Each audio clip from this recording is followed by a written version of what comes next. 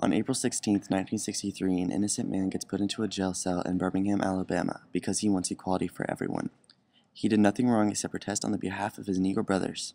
As he sits in his jail cell, he begins to write a letter proclaiming that he and his fellow brothers have been treated less than human, with the shackles of discrimination holding them down for countless years, and it was time for a change. The man in the jail cell was none other than Martin Luther King Jr., who was a fellow clergyman and was president of the Southern Christian Leadership Conference. Mr. King wrote this letter to get his point across that action needed to be taken, and some are even starting to notice.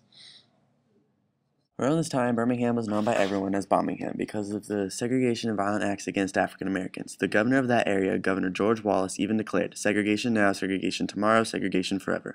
These hate-filled words are the reasons that people from all ages protested for their rights. They were repeatedly thrown into jail, sprayed by fire hoses, or attacked by dogs, and most of this was done by a man named Bull Connor. Bull Connor's aggressive tactics for segregation stood as a symbol of bigotry to the nation. His methods backfired on him, although, because it assured the pathway for the Civil Rights Movement of 1964 by the United States Congress.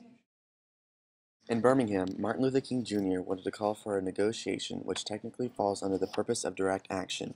However, MLK wanted to use nonviolent direct action to create a crisis and establish such creative tension so that a community that has constantly refused to negotiate is forced to confront the issue. African Americans were always told to wait for change to happen. They were dogs being ordered around by their masters. MLK didn't believe that they should wait. He said justice too long delayed is justice denied, and he was done not getting any justice.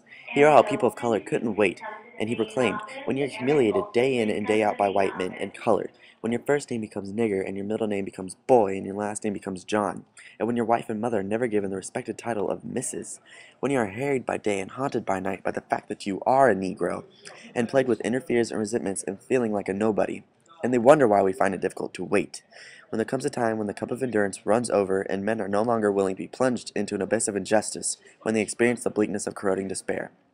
African Americans were tired of waiting around for things to change. They wanted equality and to be seen as equal, as human beings.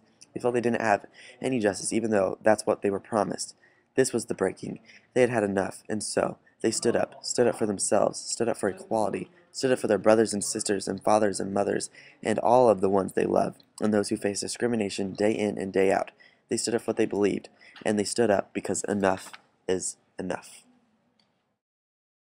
MLK wrote, "We know through painful experience that freedom is never voluntarily given by the oppressor. It must be demanded by the oppressed."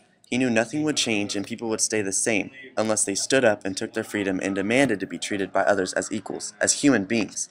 That was what this letter represented. They were finally done taking the abuse. Enough is enough. MLK wanted to get people to understand that action needed to be taken in order to get the wanted outcome of change, by way of a nonviolent approach. But he was not ignorant to the fact that even a nonviolent approach has its limitations. When he was arrested by head officer Bull Connor, he started to get more and more people to pay attention to the fact that segregation was still at large. JFK noticed this as well and declared, "The events in Birmingham have so increased the cries for equality that no city or state or legislative body can prudently choose to ignore them. This meant that they had been heard. Enough is enough."